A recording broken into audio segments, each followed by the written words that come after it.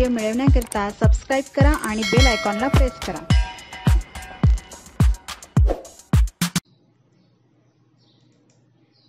नमस्ते विद्यार्थी मित्रांनो, कष्टीचंद्रपूरमध्ये तुम्हा सर्वांचे पुन्हा एकदा मनपूर्वक स्वागत आहे। आजच्या आपल्या मराठी निबंधाचा विषय आहे कडक कायदे नैतिकता निर्माण करू शकतात काय। मित्रांनो, मी इथे कच्चा आराखडा तयार केलेला आहे, तो तुम्हाला मी स्क्रीनवर दाखवलेला आहे।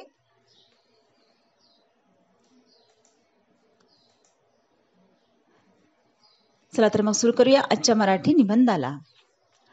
कायद्याने समाजासाठी नियम आणि कायदे तयार केले, जेणेकरून आपल्याला स्वातंत्र्य मिळेल। ज्यांच्यावर अन्याय झाला त्यांना न्याय मिळेल। समाजाच्या सामाजिक व आर्थिक विकासात बाधा सामाजिक समस्यांना दूर करण्याचे काम हे कायदे करतात। नैतिकता अशा नैतिक मूल्यांनी बनलेली व्यवस्था आहे, जी सुखी जीवनाच्या प्राप्तीसाठी आकार देते।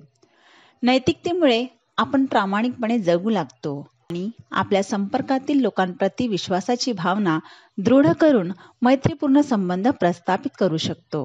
त्यामुळे नैतिकता सुखाची गुरुकिल्ली आहे। समाजातील नैतिकतेचा आधार हा मानवी मूल्ये, संस्कार आणि सतसत विवेक बुद्धीवर असतो। या नैतिकतेच्या आधारावरच व्यक्तीमधील योग्य अयोग्याची भावना, नीतिमत्ता आणि अनुशासन तयार होते। पण कायदे हाच एकमेव मार्ग आहे का? आणि कडक कायदे खरंच नैतिकता निर्माण करू शकतात का, याचा विचार करणे आवश्यक आहे। कडक कायदे असावे, नियम कठोर लागू, भीतीने वागतील सारे, असे वाटते कधू। कायद्याचे समाजात खूप महत्त्वाचे स्थान आहे, पण कायदा पालन करताना काही मर्यादा असतात। कायदा हे समाजात अनुशासन ठेवण्यासाठी, अन्याय रोखण्यासाठी आणि कायदा सुव्यवस्था प्रस्थापित करण्यासाठी असतात। एखाद्याने नियमभंग केला किंवा चुकीची कृती केली तर कायद्याचा आधार घेतल्यामुळे त्याला शिक्षा होते आणि हेच इतरांसाठी उदाहरण ठरू शकते। मात्र केवळ कायद्याच्या भीतीमुळेच नैतिकता निर्माण होते असे मानणे चुकीचे आहे। कडक कायद्यामुळे लोक घाबरून नियम पाळतात, पण त्यामुळे त्यांच्यात नैतिकतेची भावना निर्माण होत नाही। स्थिती आणि संपत्ती एखाद्यास तात्पुरते महान बनवते, पण नैतिकता आणि माणुसकी माणसाला नेहमीच आदर्श बनवते। काही देशांमध्ये कडक कायद्यांचा वापर करून गुन्हेगारी कमी करण्याचा प्रयत्न केला जातो। उदाहरणार्थ, सार्वजनिक ठिकाणी कचरा टाकणे, धूम्रपान करणे किंवा मद्यपान करणे यासारख्या गोष्टींवर कडक नियम असलेल्या देशात लोक अशा गोष्टी करताना दिसत नाहीत, मात्र केवळ कायद्याच्या भीतीमुळे पाळले जातात, नैतिकतेच्या जाणीवेतून नव्हे। अशी भीती तात्पुरती असू शकते आणि कधी ना कधी त्यातून सुटका मिळवण्याचा प्रयत्न देखील होऊ शकतो।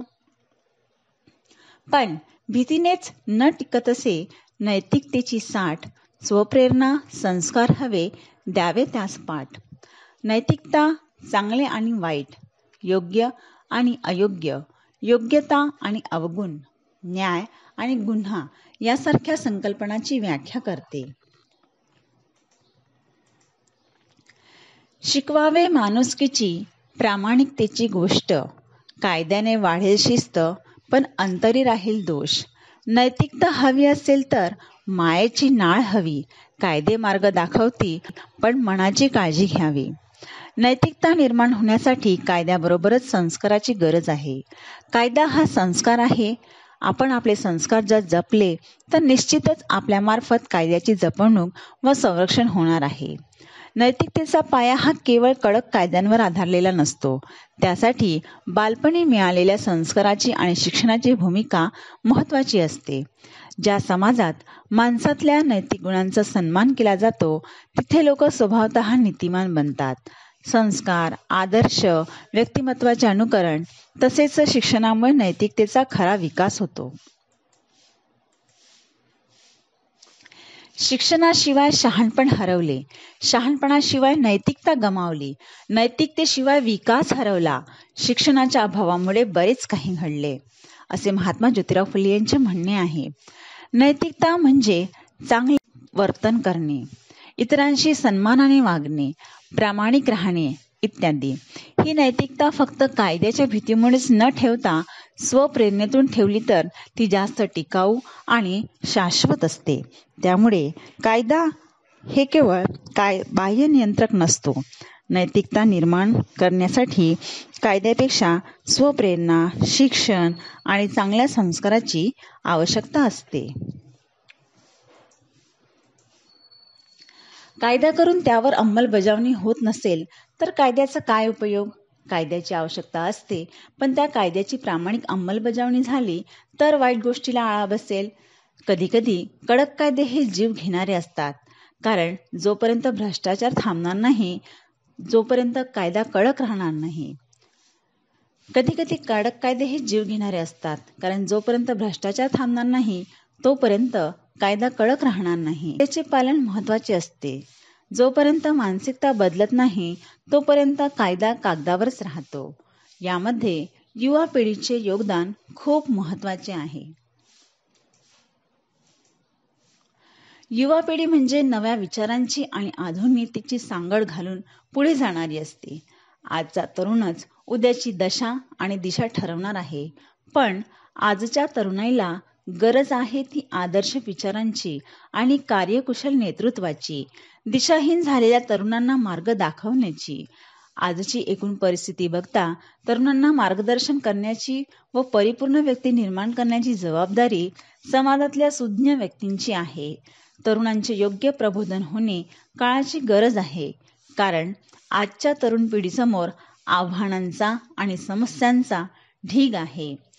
तरच घडेल समाज आपला सणाचा पुन्हा, नियमांनी नीतिर्ता, संस्काराची पुनःसना. कडक कायदे समाजात काही प्रमाणात अनुशासन आणू शकतात, पण त्यातून नैतिकता निर्माण होईलच असे नाही. नैतिकतेसाठी कायद्याबरोबरच योग्य संस्कार, शिक्षण आणि स्वप्रेरणा आवश्यक आहे. म्हणूनच कायद्यांना नैतिकतेच्या निर्मितीत सहाय्यक घटक म्हणून पाहिले पाहिजे.